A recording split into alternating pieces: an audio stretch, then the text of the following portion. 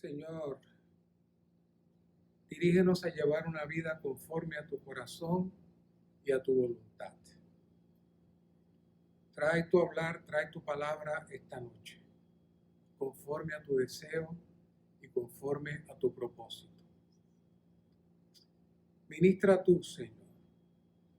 Habla la carga que toque los corazones de los santos, que nos lleve a todos a un compromiso mayor en cuanto a nuestra vida diaria y nuestra función para que tu cuerpo sea edificado.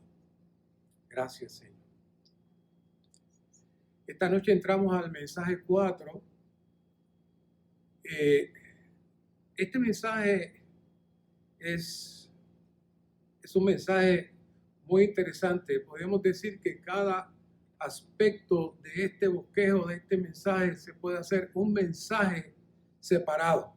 6 mensajes se pueden sacar de cada uno de estos días. Así que es un reto poder traerles el corazón, el centro de esta palabra a ustedes que ya comenzaron a estudiarla esta semana. Y como siempre tratamos de buscar aquello que realmente nos ayude a llevar la carga de este mensaje, que es llevar una vida conforme al corazón y la voluntad de Dios. Y después de evaluar algunas cosas, hemos decidido comenzar dando un pequeño repaso de todo. Estamos en unos tiempos muy importantes donde necesitamos tener una claridad de por qué estamos aquí, de nuestro llamado, de nuestra salvación y por qué Dios lo hizo para nosotros. ¿Por qué? Porque cuando estemos frente a una persona compartiendo el evangelio, necesitamos tener una visión clara de todas estas cosas. Así que esperamos que esta noche podamos tener ese repaso profundo y ese análisis de por qué yo estoy aquí. ¿Cuál es el propósito del Señor con mi vida en haberme traído a la salvación, a su reino y a la iglesia? Este mensaje y el próximo, que de hecho esta semana tendremos 2 mensajes, el 4 y el 5. El 5 lo tendremos, si el Señor lo permite, este domingo a las 7. Así que hemos estado 2 mensajes juntos y luego nos restarían 3 más para finalizar. Pero esto es como dije al principio, esto es como entrar a un seminario de una palabra profunda, una palabra alta y muy seria, y ver toda la revelación que el apóstol Pablo tenía en cada frase, cada línea que hablaba en sus epístolas. Así que la primera cosa que necesitamos trabajar es conocer el proceso de nuestra salvación para llevar una vida conforme al corazón y la voluntad de Dios. Así que lo que vamos a hablar ahora les va a sonar muy familiar, pero mi idea es que ustedes puedan tener una visión panorámica que conecten todas las cosas. Nuestro mayor pecado es disfrutar la Biblia por fracciones, pero no ver un todo. La Biblia está conectada desde el primer libro hasta el final y está en una línea, en una armonía completa. Pero necesitamos tener una visión clara del deseo y la economía de Dios para poder conectar toda la Biblia en una sola línea. Así que Romanos 3:23, vamos a comenzar por el principio, porque todos han pecado. Esa era nuestra condición. Todos han pecado y carecen, y cada palabra es un tesoro, y carecen de la gloria de Dios. No se pierde ni una coma en la Biblia, hermanos. Todo está amarrado. Esta nota es bien interesante. Dice, la gloria de Dios es Dios expresado. De hecho, la palabra griega de gloria es doxa, que significa expresión, una palabra explosiva, expresión. Cada vez que Dios expresa, Dios emite su gloria. Así que Dios crea al hombre a su imagen y a su semejanza con el propósito de que el hombre exprese su gloria. Que siempre que veamos al hombre, Dios se exprese. Ese es el propósito. Pero el hombre cayó. Faltó a la santidad y a la justicia de Dios. Y en lugar de expresar a Dios, expresa el pecado y expresa su yo. Y eso hace que el hombre sea privado de la gloria de Dios. El hombre sea privado de expresar la gloria de Dios. Y entonces ocurre un evento interesante que todos sabemos, pero esta noche queremos darle una atención especial. Y dice Jehová, Génesis 3:9, y Jehová Dios llamó al hombre y le dijo, ¿dónde estás? Alguien podrá preguntar que Dios no sabía dónde estaba. ¿Cómo es que Dios no sabía dónde estaba? Se supone que Dios sepa. Bueno, lo que sucede es que en el momento que el hombre permitió que la contaminación satánica entrara dentro de él, cambió de atmósfera. Él quizás siguió viviendo físicamente en un área similar, pero en el mundo espiritual él cambió de atmósfera. Primero él estaba constantemente frente a la presencia de Dios, pero de pronto ya no estaba frente a la presencia de Dios. Es muy similar a nosotros. En muchas ocasiones estamos ante la presencia de Dios y de momento quizás el Señor nos diga, ¿dónde estás? ¿Dónde estás? Porque nos hemos salido y hemos entrado en otra dimensión. Así que el mayor problema que el hombre tuvo al pecar es que perdió la presencia. Y cuando decimos la presencia es literalmente, en el caso de Adán y de Eva, perdieron la presencia. Dios no estaba allí. Y entonces todos sabemos que la excusa es que tuvimos miedo y nos escondimos. Miedo. La palabra miedo. Oigan bien esa palabra, miedo, temor. ¿De qué? Antes, ante la presencia de Dios, no había temor, no había vergüenza, no había nada, era limpieza pura. Pero al salir de la presencia de Dios, ellos rápidamente percibieron la atmósfera de muerte, la atmósfera de pecado. Y en ese momento, no es que se escondieron, es que sencillamente se salieron y ya Dios no estaba allí. Pero es maravilloso este Dios misericordioso. Ya sabemos la historia, cómo Él hace el primer sacrificio y lo viste en un tipo.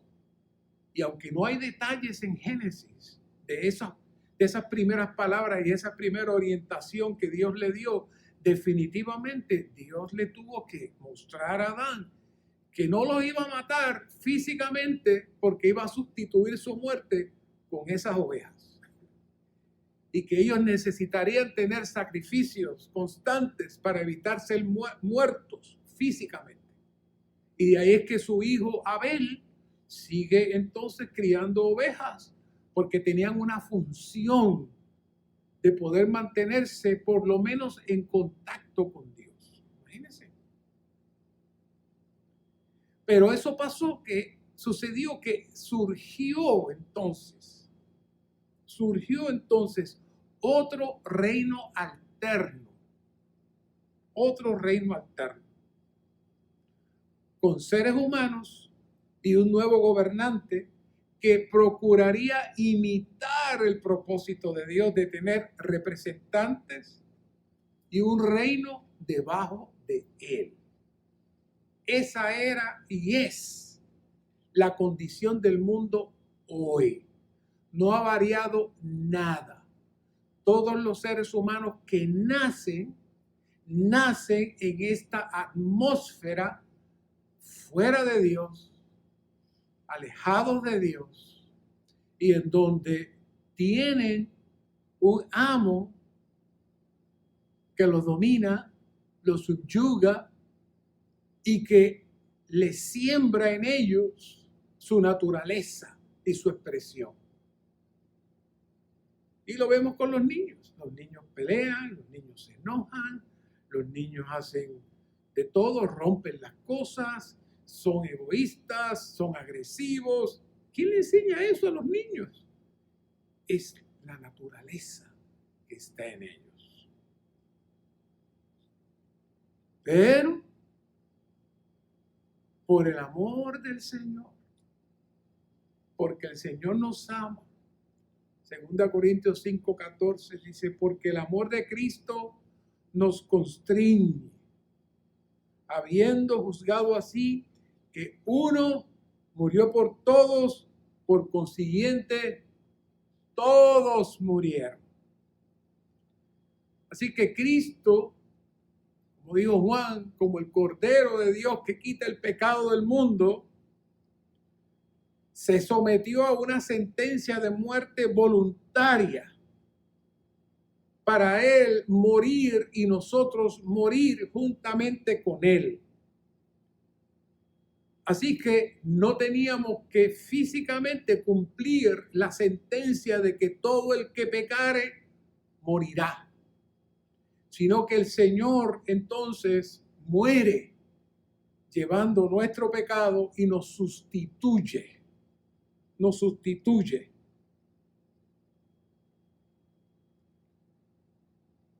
Por la desobediencia de un hombre, los muchos fueron constituidos pecadores, así también por la obediencia de uno, los muchos serán constituidos justos. Así que ser pecador no depende si usted se porta mal o se porta bien, no, ya usted nació con esa constitución. En Adán todos recibimos esa constitución. Pero cuando entramos en Cristo, y esa expresión en Cristo la vamos a estar usando mucho esta noche, somos constituidos justos. El Dios viviente entra en nosotros, en nuestro ser como gracia. Él llega a ser el elemento y esencia que nos constituye y nos puede transformar en el milagro más grande de este universo. De pecadores en hijos de Dios. Y esa es la voluntad de Dios. La filiación, ser hechos hijos. Pero todo eso, desde la salvación hasta la filiación, tiene un propósito. Así que el Señor nos traslada otra vez del lugar, o mejor dicho, el Señor nos da la autoridad, quiero utilizar bien las palabras, de ser trasladados otra vez del lugar donde Adán cayó, la atmósfera que administra Satanás, para ser trasladados, según Colosenses 1:13, de las tinieblas al reino del Hijo de su amor. Y fíjense esta nota, dice, es necesario que Dios nos libre de la autoridad de las tinieblas, es decir, el reino de Satanás, y nos traslade al reino del Hijo de su amor. ¿Para qué? ¿Para qué? Para que Cristo sea la cabeza del cuerpo y para que nosotros, sus creyentes, seamos los miembros de su cuerpo. Esto tiene como fin hacernos aptos para participar del Cristo todo inclusivo como la porción que nos fue asignada. Quiere decir que todo el proceso de salvación, todo el proceso de la muerte de Cristo, todo el proceso de la resurrección de Cristo tiene un objetivo. y es que Cristo tenga un cuerpo para Él ser la cabeza. Eso es todo. Eso es todo. Que Cristo pueda tener un cuerpo para Él ser la cabeza y que este cuerpo cumpla varios propósitos que son que vuelva a expresar la gloria de Dios. Que este cuerpo se convierta en la habitación de Dios. Que este cuerpo se convierta a su vez en el complemento y la novia de Cristo. Y finalmente que este cuerpo se convierta en el ejército que va a derrotar al enemigo de Dios. Así que este cuerpo es algo sumamente importante. Por eso, aunque hemos hablado mucho, y la cristiandad habla mucho del cuerpo de Cristo, y no espero esta noche que ni el que les habla, ni los que me escuchan, salgamos de aquí con una visión clara de lo que es el cuerpo de Cristo. Pero por lo menos vamos a utilizar el ministerio para tratar alumbrarnos un poco. Y mientras más lo hablamos, más vamos a ver lo que es el cuerpo de Cristo. Romanos 6:5 dice, porque si siendo injertados en Él, hemos crecido juntamente con Él en la semejanza de su muerte, ciertamente también lo seremos en la semejanza de su resurrección. Romanos 6:5. La palabra aquí es siendo injertados. Los que conocen de agricultura saben de lo que estamos hablando. No pertenecíamos a ese árbol, pero fuimos injertados en ese árbol. Fuimos puestos en ese árbol. Y ese árbol es Cristo mismo. Así que este injerto no es algo externo. Este injerto no es algo mental. Este injerto es algo real y verdadero que se da en el mundo espiritual y tiene un efecto físico en nosotros. Así que cuando hablamos de que fuimos injertados, habla de una unión orgánica en la cual se produce el crecimiento, de modo que uno participa de la vida y características de él, de ese otro donde fuimos injertados. Así que todo lo que Cristo ha experimentado viene a ser también nuestra historia, su muerte, su resurrección. Son ahora nuestras porque estamos en Él y estamos unidos a Él orgánicamente. En Romanos 11:24, que veremos más adelante, también vuelve y habla de este injerto.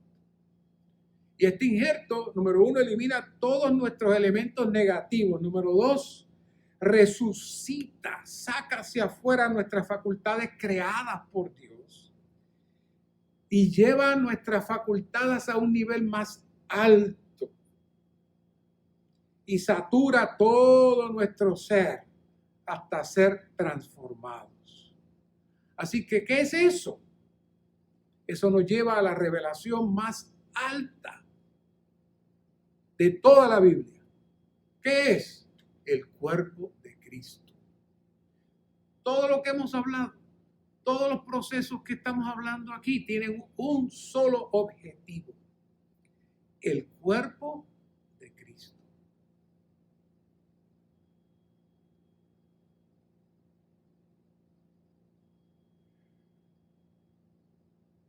Debe impresionarnos profundamente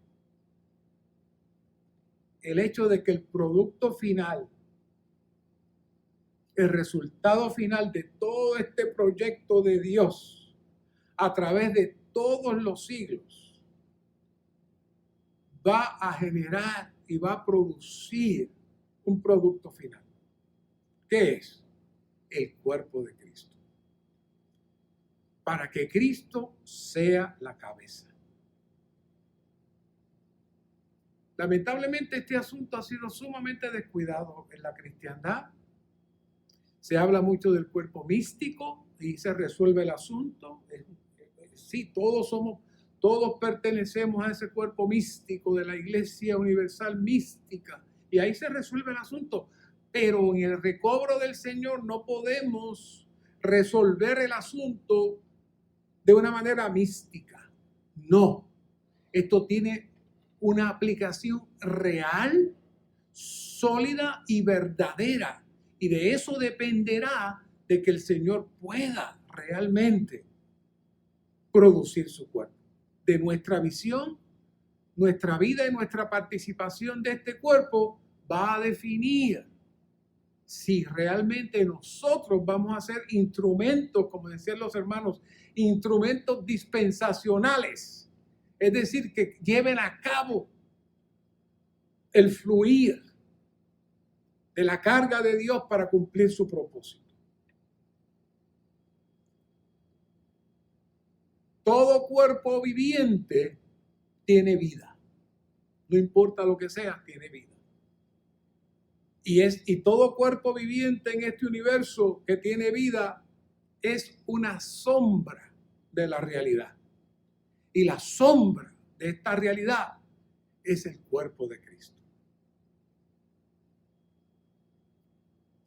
Esta vida que ha sido injertada en nosotros, puesta en nosotros, que es la vida divina, hace una unión orgánica con el Dios triuno y nos conecta directamente al cuerpo de Cristo. Romanos 11:17 le doy un testimonio cuando recién recibí al Señor, leyendo este versículo sin haber escuchado nada del suministro, de las riquezas de vida, del fluir, nada, de la economía de Dios, nada. Pero este versículo solamente me dio un mensaje a mi corta edad cristiana. Por eso quise traer la traducción de la Reina Valera, porque para mí me dio luz, mucha luz. Dice, pero si algunas de las ramas fueron desgajadas y tú, siendo olivo silvestre, has sido injertado entre ellas y viniste a ser copartícipe, esa palabra, copartícipe de la raíz. Y aquí es que la Reina Valera trae una expresión hermosa. Viniste a ser copartícipe de la raíz de la rica savia del olivo. La versión Recobro dice de la grosura del olivo. Pero cuando yo leí eso hace muchos años atrás, de la rica savia del olivo, dentro de mí hubo una realización de que yo estaba conectado a algo grande y hermoso que me estaba suministrando algo dentro de mí. Yo no sabía lo que era el espíritu mezclado, yo no sabía todo el proceso de muerte, resurrección, ascensión e impartición. Nada de eso, hermano, nada de eso, nada. Pero al yo leer esto, inmediatamente, cuando me dice que yo soy copartícipe de la raíz, inmediatamente yo dije, ese es Cristo. Y ahora yo puedo recibir la rica savia del olivo. Qué maravillosa expresión. Rica savia del olivo. Entonces tiene sentido Juan 1:12. Mas a todos los que le recibieron, a todos los que creen en su nombre, aleluya, les dio autoridad. Les dio autoridad. Esa palabra tiene mucho peso. De ser hechos hijos de Dios. Esa rica savia del olivo es los genes divinos. Toda la deidad misma que se va suministrando dentro de nosotros y nos va transformando y va ocupando poco a poco todo nuestro ser. ¿Saben? Cuando el pueblo de Israel empezó a llegar a la tierra prometida, se encontró con un montón de tribus. La gente piensa que llegaron allí a disfrutar. No, llegaron allí a pelear, a sacar a la gente que estaba allí. Entonces, ellos establecieron una estrategia. Ellos comenzaron por secciones e iban sacando todas las tribus que estaban allí. Y entonces ocupaban esa sección con el pueblo de Israel. Y volvían a otra sección y ocupaban esa sección poco a poco, hasta que poquito a poquito fueron sacando a todos. Porque si ellos se lanzaban rápidamente y trataban de limpiar todo, no iban a tener la manera de que no se volviera a llenar rápidamente, porque no iban a tener el tiempo de hacerlo. Así que ellos preferían ir poco a poco, ir llenando espacios hasta que finalmente sacaron a todos. Es lo mismo que hace el Señor con nosotros. El Señor está sacando de nosotros todo nuestro viejo hombre, toda nuestra naturaleza satánica y adámica, y lo está haciendo poco a poco. Mientras usted se lo permita, Él va avanzando y va saturando sección por sección, parte por parte, y va reemplazando hasta que en un momento dado, volviendo al principio, podamos expresar la gloria de Dios.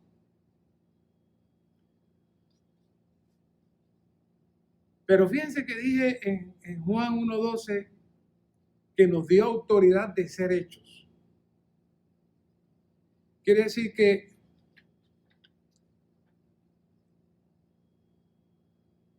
yo le puedo decir a usted, yo le doy la autoridad a usted de que se estacione en el estacionamiento que tengo frente a mi casa. Cuando hay reunión de la iglesia, pues le decimos, hermano, mire, en esta área aquí, en esta área aquí, en esta área ahí, usted se puede estacionar. Pero si un hermano dice, no, yo no me quiero estacionar ahí, me voy a estacionar más lejos. Está bien. Tú tienes la autoridad de estacionarte, pero depende de ti si asumes la autoridad o no. Lo mismo ocurre en los niveles espirituales. Cuando permanecemos en la unión orgánica, cuando nos mantenemos conectados a la rica savia del olivo, y esa rica savia fluye a nosotros, y esa rica savia viene de la cabeza, nos mantenemos conectados en el cuerpo de Cristo.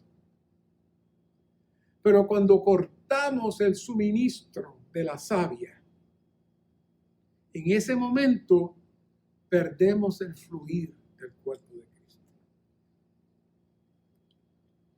Una de las cosas más deprimentes que usted puede ver es ver un joven cuadrapléjico. Es bien triste. Y lamento si alguno de ustedes tiene un hijo o un familiar así. Es muy triste. Yo lo he visto. El joven menea la cabeza.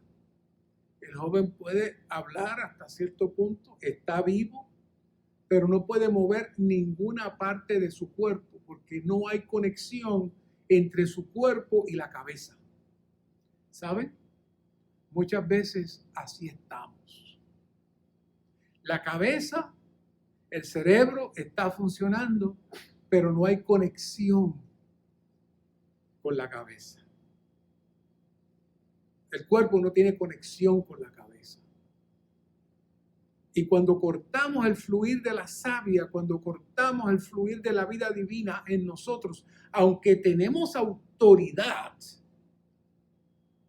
pero si no la ejecutamos, tenemos el mismo efecto como si no tuviéramos autoridad. Dice aquí, examínese usted para ver cuánto tiempo del día permanecen en la unión orgánica con Cristo. Si hacen esto, tendrá que admitir que no es mucho tiempo en el que permanece en dicha unión. En ocasiones entramos en ella, pero por lo general nos encontramos fuera y por ende no estamos en el cuerpo. La realidad del cuerpo se experimenta al permanecer en una unión orgánica con Cristo. Si permanecemos en la unión orgánica con Cristo, ¿qué es la unión orgánica? Es el fluir de la vida divina, nuestro disfrute de Cristo constante en nuestro espíritu.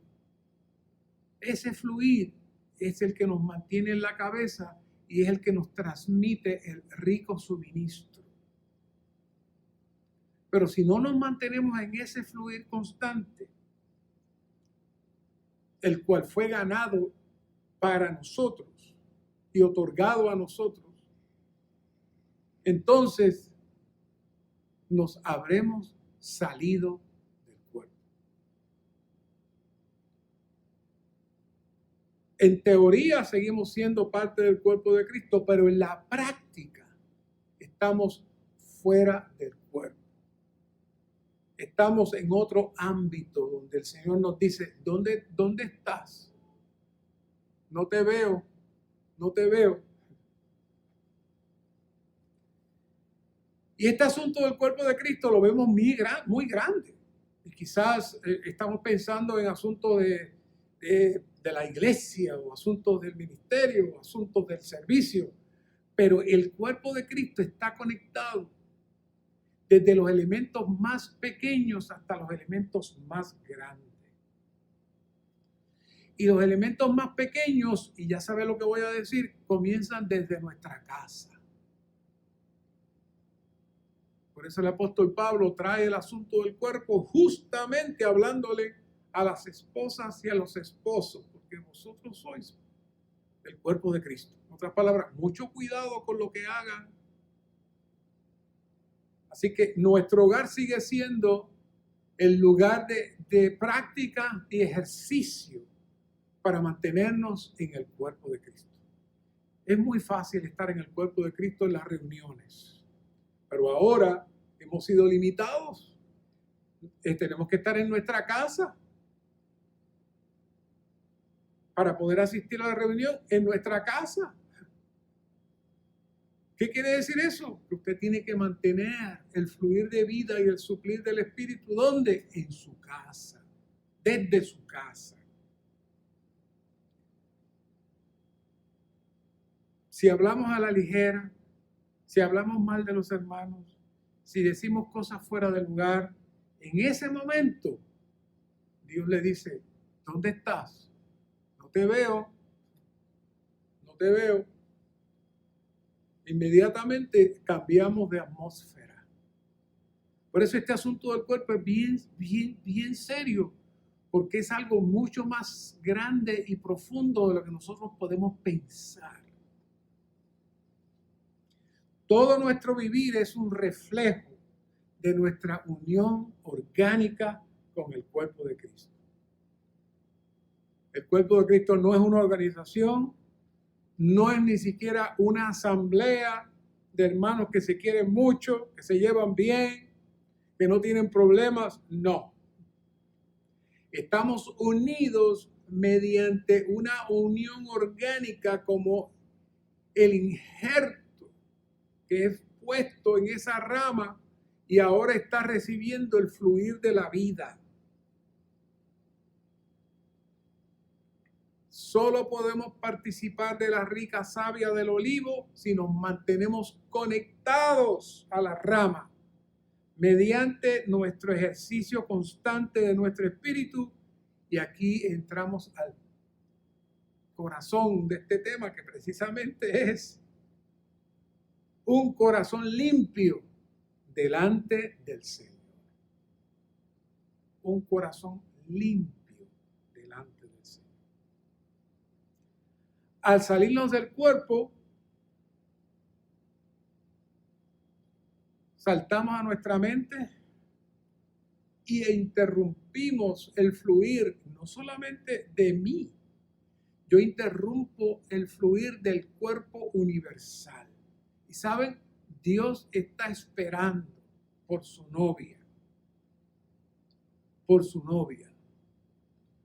que se mantenga constantemente conectada a la cabeza, a su novio, para que de esa manera no vivamos más en esta atmósfera y de esa manera Satanás sea avergonzado y expulsado.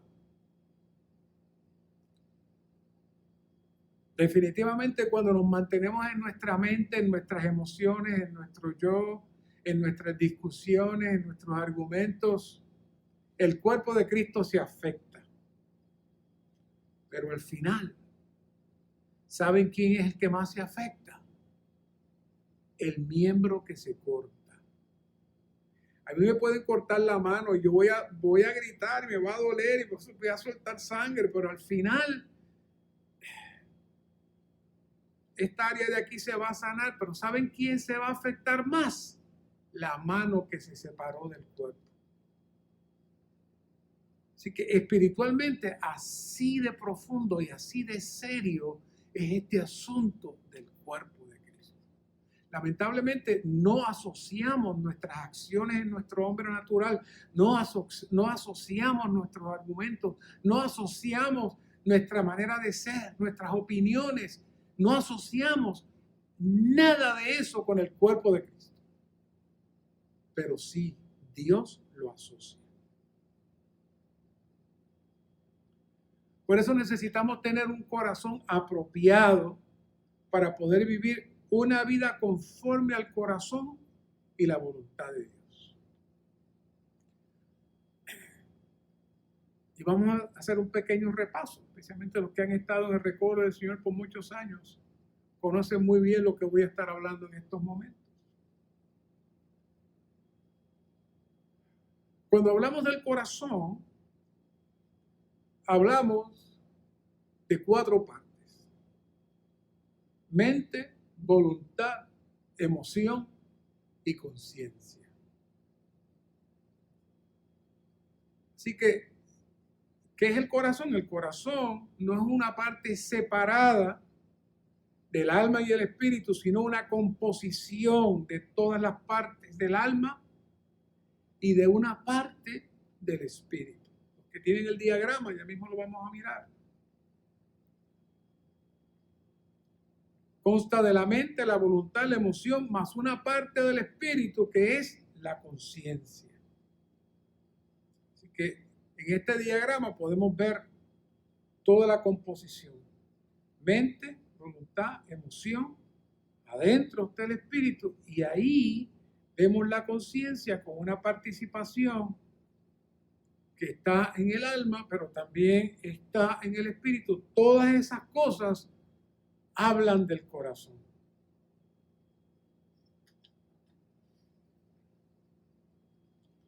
Así que el corazón viene a ser una puerta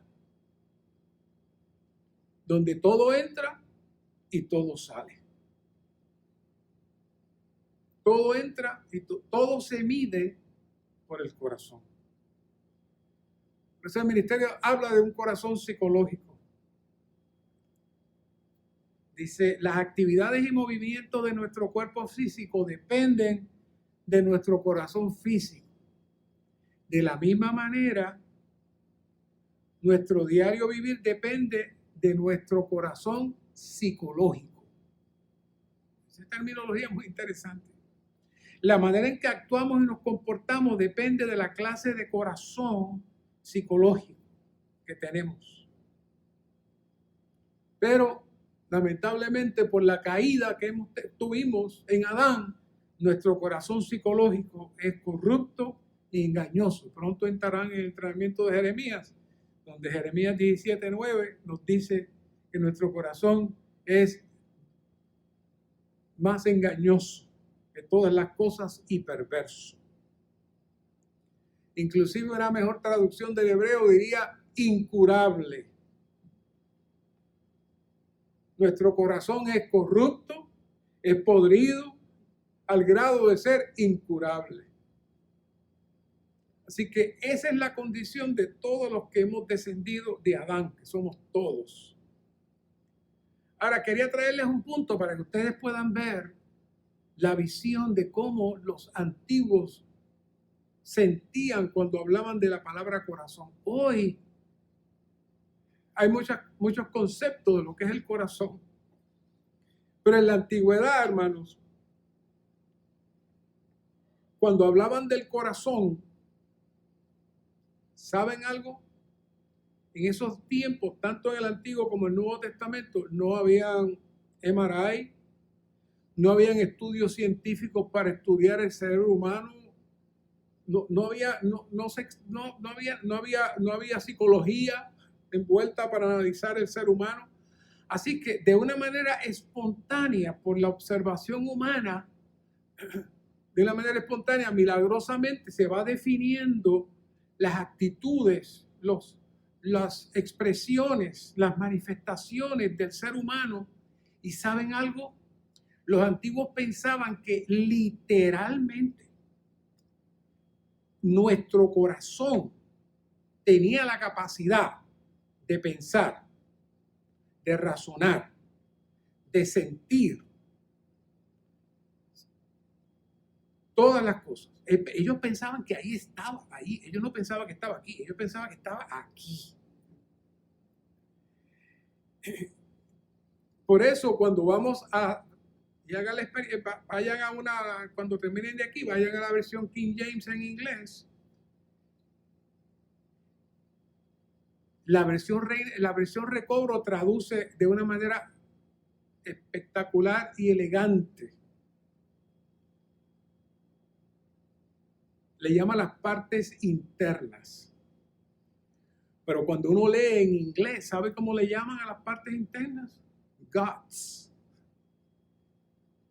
Los intestinos, las partes internas. ¿Y saben qué pensaban los antiguos? Que el cuerpo estaba dividido en dos secciones, el corazón y las partes internas, que eran las partes internas literalmente nuestras. Y ellos esperaban, ellos pensaban que de estas partes bajas se generaban las cosas negativas del hombre. Y llegaba el punto que estas partes bajas dañaban también el corazón. Así que cuando ahora lean la Biblia van a darse cuenta de, busquen una concordancia, todo lo que dice partes internas. La versión Recobro lo traduce muy elegantemente. Pero el apóstol Pablo nos habla de que el Señor hiciera su hogar en nuestros corazones. Que el Señor hiciera su hogar en nuestros corazones. De tal manera que Él sustituyera nuestras partes internas corruptas con sus partes internas. Que Él sustituyera nuestras partes internas dañadas con sus partes internas. Así es que es muy interesante. Ellos están pensando de una manera física, pero cuando describen cada cosa, te dice que el corazón es engañoso, cuando el corazón es sabio, que el corazón me habla, que el corazón, ellos están describiendo por su experiencia, aunque literalmente piensan que es literal, pero la definición que hace la Biblia de lo que es el corazón humano básicamente permea todas las culturas, Por eso entonces el ministerio le llama el corazón psicológico.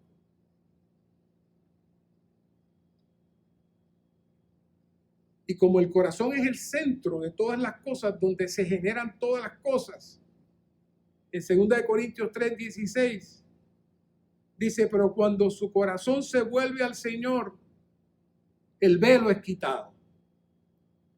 Y ya saben lo que está pensando él. Cuando ellos dicen su corazón, están hablando de que es el corazón del hombre, literalmente, que genera todas las sensaciones. Y dice, cuando ese corazón se vuelve al Señor, el velo es quitado. Y Mateo 5:8 dice, bienaventurados los de corazón puro, porque ellos verán a Dios. Esos dos versículos son muy significativos. Por un lado, Pablo nos está insinuando de que hubo algunos que el corazón estuvo en el Señor, pero vino un velo que los separó del Señor. Los versos anteriores se están refiriendo más que nada al velo de la ley, que crea un velo que imposibilita a los hijos de Dios poder ver la realidad. Y lo refleja con el velo de Moisés, que estaba expresando la gloria de Dios. Y entonces Moisés se pone el velo y hay una separación entre la expresión de la gloria y el pueblo. Y Moisés, utilizando esa misma tipología, entonces nos trae, cuando el corazón se vuelve al Señor, el velo es quitado. En otras palabras, el secreto para poder recibir y manifestar la gloria de Dios está en el corazón. Pero Mateo 5:8 lo especifica con más detalle. Mateo 5:8, y esto lo puede buscar también en el Antiguo Testamento, te trae las mismas expresiones. Bienaventurados los de corazón puro, porque ellos verán a Dios. No es un asunto solamente de un corazón limpio, sino de un corazón puro. ¿Qué significa un corazón puro? Un corazón puro es un corazón que no esté mezclado.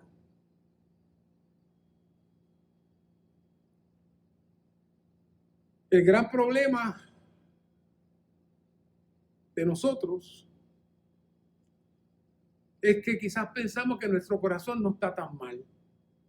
Yo amo al Señor, yo me reúno, sirvo al Señor por muchos años, pero para el Señor muchas veces nuestro corazón no está puro. ¿Saben por qué no está puro? Porque tiene más de una meta. Si hay algo que comparte el amor del Señor dentro de nosotros, ya ese corazón no está puro. Y eso es bien sencillo de que suceda. Los de corazón puro solamente tienen una sola meta, que es Dios mismo. Y vamos a hablar mucho más en el mensaje 5. Ahí se trae con más detalle el tema del corazón, así que hablaremos más de este tema. Pero por causa de tiempo les traigo solamente una pequeña apertura de este asunto del corazón puro. Pero aunque este mensaje comienza hablando de David, que es un hombre conforme al corazón de Dios, y eso ustedes lo están viendo, quisimos traer la antítesis de David. Y para ver la antítesis de David, de tal manera que en alguna manera también seamos retratados, necesitamos ver a Saúl. Y hay unos cuantos versículos que veremos rápidamente. 1 Samuel 10:9. Fíjense qué cosa interesante. Después que Saúl es llamado para ser rey, en ese momento ocurrió algo misterioso y hermoso. Dice, aconteció luego que al volver en la espalda para apartarse de Samuel e irse, Dios le dio otro corazón. Y todas estas señales acontecieron en aquel día. Tanto con David como con Saúl, ninguno de ellos tenía el espíritu dador de vida dentro de ellos pero el Espíritu venía de una manera de poder y autoridad que el ministerio le llama el espíritu económico para cumplir, es decir, para cumplir la economía de Dios de una manera externa.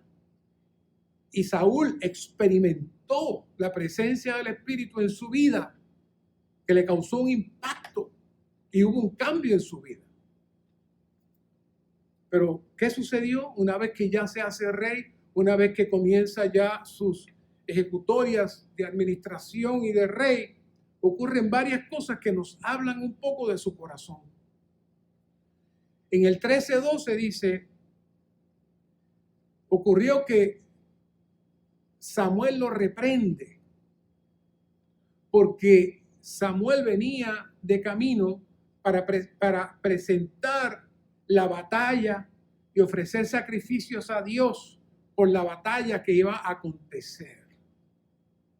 Samuel era el único autorizado para presentar sacrificios a Dios y orar delante de Dios, porque era el único autorizado conectado con la autoridad. Y el rey se tenía que sujetar al profeta. Pero el Señor, conociendo el corazón del hombre, prueba a Saúl y retrasa un poco la llegada de Samuel. ¿Qué hizo Saúl? Inmediatamente él dijo, no se preocupe. Y él mismo hizo el sacrificio, él hizo todas las cosas como si fuera un sacerdote. Y dijo, ya yo resolví esto, vamos a la batalla. Cuando llega Samuel le dice, ¿qué tú hiciste?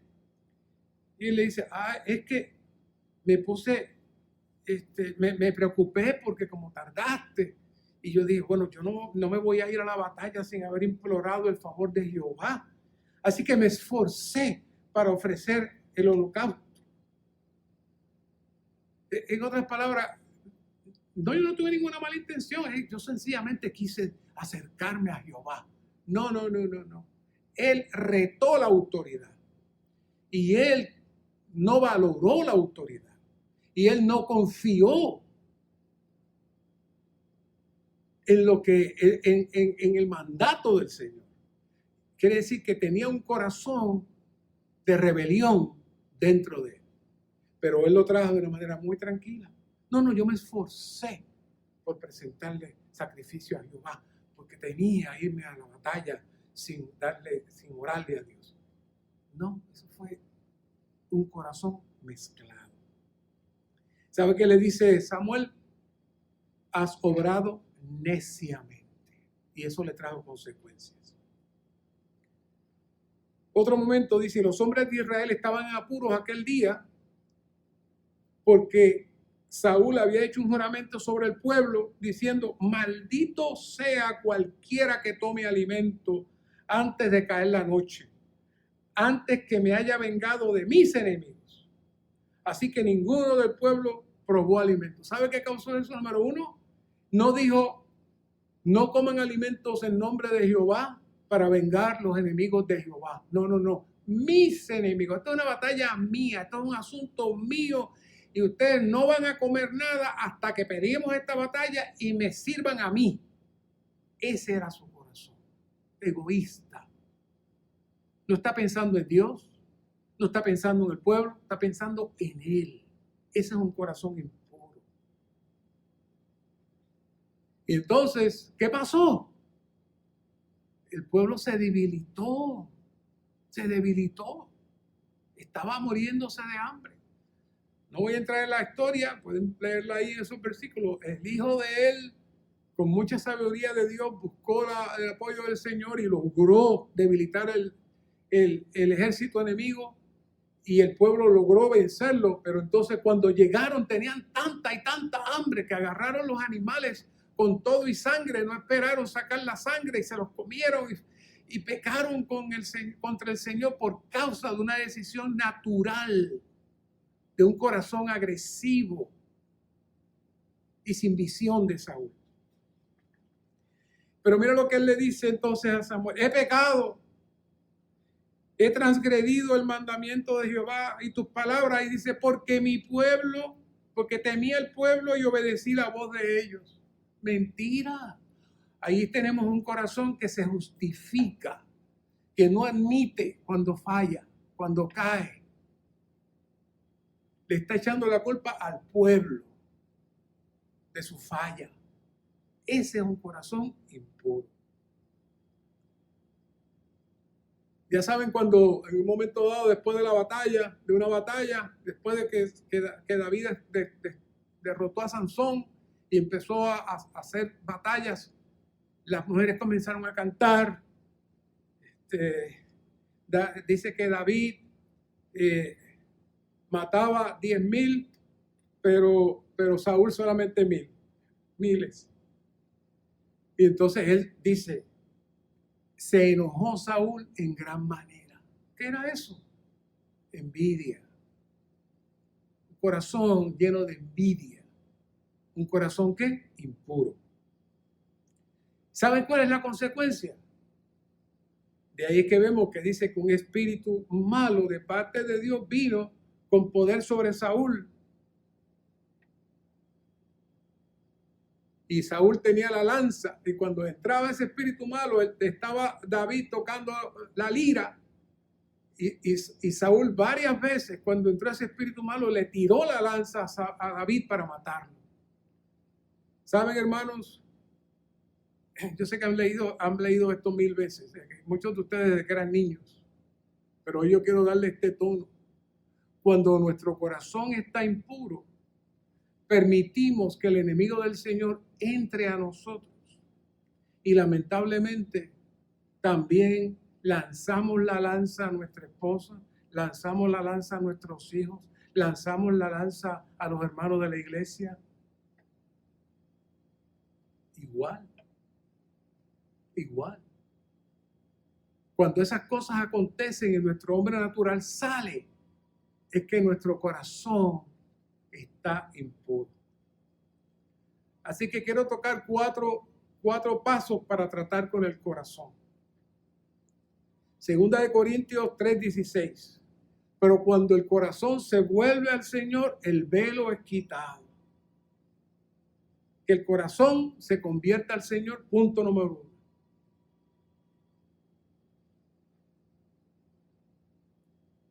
Nosotros necesitamos buscar cada día que nuestro corazón se torne al Señor.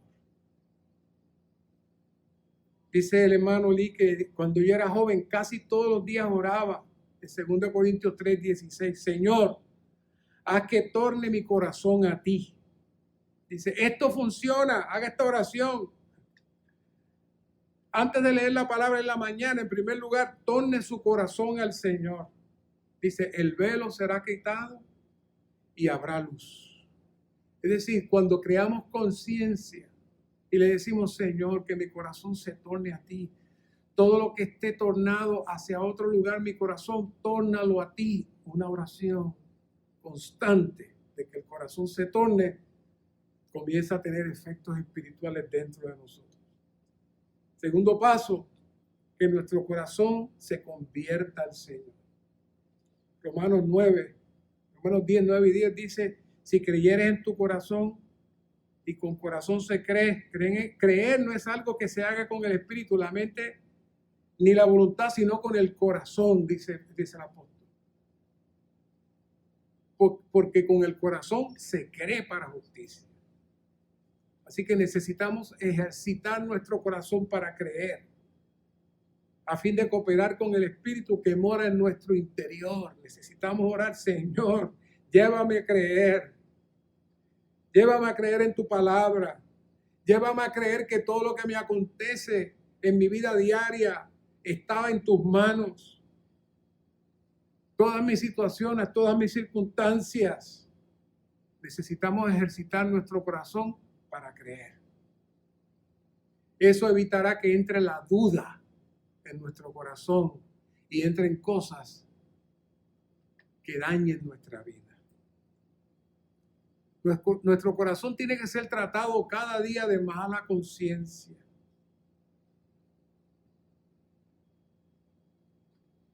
Nuestro gran problema, de hecho, es la conciencia. Pero la conciencia es parte del corazón. Así que cada día necesitamos tomar la sangre del Señor. Cada día necesitamos ofrecer sacrificio por nuestras transgresiones. Cuanto más nos tornemos al Señor y ofrezcamos sacrificio al Señor por nuestras transgresiones, clamando a la sangre, más creemos en el Señor y más se torna nuestro corazón. Es una cadena. Si no nos tornamos al Señor, no hay fe y nos sentimos apagados, nos sentimos fríos. Lamentablemente, cuando eso acontece, no tenemos una conciencia sensible y pensamos que todo lo demás está mal, yo estoy bien. Todo lo que está pasando, todas mis circunstancias, todo lo que sucede, yo estoy bien. El problema son ellos, yo no.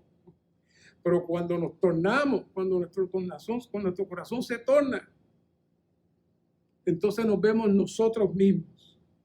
Entonces no vemos a los demás. Cuanto más creamos en Él, más sentiremos lo mal que estamos en tantas cosas. Estamos mal con nuestra esposa, estamos mal con nuestro esposo, con nuestros hijos, con nuestros padres, compañeros de clase, compañeros de trabajo, con vecinos. Sentiremos entonces que Dios nos alumbra. Y por ende, esas tres cosas anteriores produce la cuarta cosa, que es un corazón renovado. Ezequiel 36:26. Esparciré sobre vosotros agua limpia y seréis limpiados de todas vuestras inmundicias y de todos vuestros ídolos os limpiaré. Limpiar nuestras inmundicias, nuestros pecados y nuestros ídolos, por un lado es el lado negativo, pero por otro lado dice también, os daré un corazón nuevo. Un corazón nuevo es el corazón viejo que se renueva. Al nosotros cada día presentar nuestro corazón al Señor. Así que los dejo esta noche con una oración que todo el mundo ha leído antes, pero esta noche yo creo que la hagamos y la veamos a la luz de nuestra condición. No sé cuántas veces yo le he orado en medio de situaciones y posiblemente muchos de ustedes también. Pero vea qué oración del Nuevo Testamento más hermosa. Ya saben, después que David cayó y pecó, cometió aquel crimen, se tornó al Señor. El que David tuviera un corazón para Dios no es que no pecara, no, es que él se arrepentía, sentía el hablar de Dios cuando fallaba. Concédeme tu favor, oh Dios, conforme a tu benevolencia amorosa. Esa expresión benevolencia amorosa la van a estar escuchando mucho en las próximas semanas. Es decir, tu bondad amorosa. Conforme a la grandeza de tus compasiones, borra mis transgresiones. Es interesante que utilice el término borra, no dice cubre. En el tiempo del Antiguo Testamento, los pecados eran cubiertos con la tapa del propiciatorio, pero no eran borrados. Pero aquí David está moviéndose hacia el Nuevo Testamento, donde el Señor no cubre, sino que borra nuestros pecados. Él está diciendo a Dios, adelanta tu dispensación y no solamente cubre mis pecados, borra mis pecados. Hoy podemos orar de esa manera. Lávame completamente de mi iniquidad. Y cuando habla de iniquidad, habla de nuestra constitución interna que heredamos. Y fíjense cómo separa transgresiones de pecado, porque David sabía lo que eran las ofrendas al sacerdocio. Así que David cambió el orden de las ofrendas, presentaba ofrendas de oración en transgresiones y presentaba ofrendas también por el pecado, la iniquidad que estaba en él. Porque conozco mis transgresiones y mi pecado está siempre delante de mí. Es decir, yo peco todos los días, me arrepiento, pero hay algo que está dentro de mí. Trabaja con eso. Cristo hizo eso con nosotros.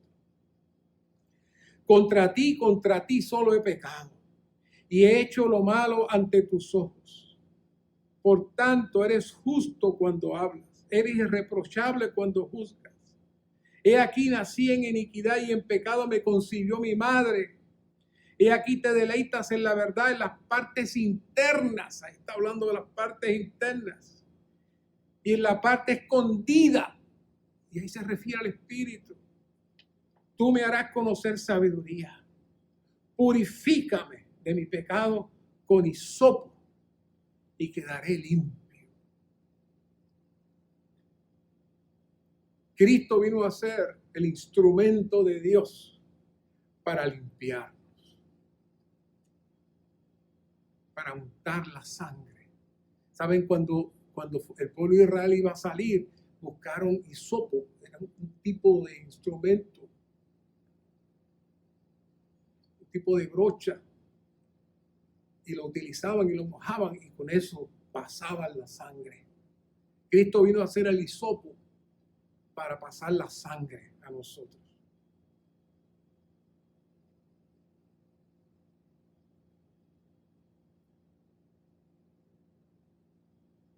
Lávame y quedaré limpio, más blanco que la nieve.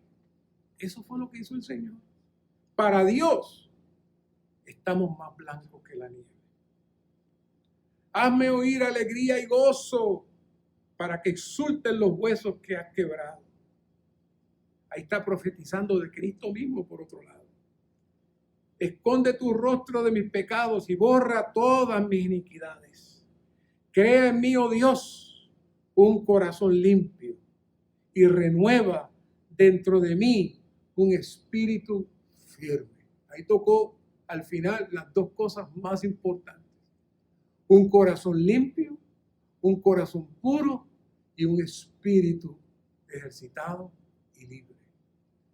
¿Por qué estamos hablando de esto? Porque sin esto no hay manera de que se lleve adelante el título de este mensaje, que es llevar una vida conforme al corazón y la voluntad de Dios. Para eso necesitamos trabajar con nuestras partes internas y orar esta oración de David constantemente para que el Señor aplique lo que ya nos concedió y nos dio en la cruz, en la resurrección y su ascensión. Esa es la manera que tenemos. ¿Por qué? Porque si lo hacemos, seremos partícipes del fluir de la vida divina y el cuerpo de Cristo será expresado y estaremos viviendo en la atmósfera de Dios. Y Dios podrá entonces derrotar a su enemigo y podrá tener su expresión en esta tierra. Cada cosa suya, personal y de su familia, colabora o afecta la expresión del cuerpo de Cristo. Que el Señor nos ilumine y nos ayude a tener tal corazón y abrirnos al Señor cada día para que el Señor nos muestre nuestra condición y podamos recibir la limpieza necesaria para que podamos ser útiles para Él. Señor, gracias te doy por este tiempo. Gracias por esta palabra. Hazla viva en nosotros. Crea una conciencia activa de tal manera que nos puedas hablar y ministrar y mostrar nuestra condición.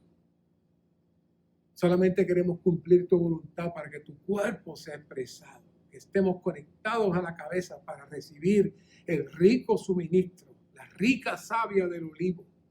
Sálvanos de estar desconectados por nuestras actitudes, nuestras expresiones, nuestro vivir y nuestro hombre natural. Sálvanos de un corazón impuro que no pueda permitir que nuestro espíritu pueda fluir y pueda realmente salir y transmitir y llenarnos completamente de tu vida. Gracias, Señor, por los secretos y misterios de tu palabra que se abren a nosotros.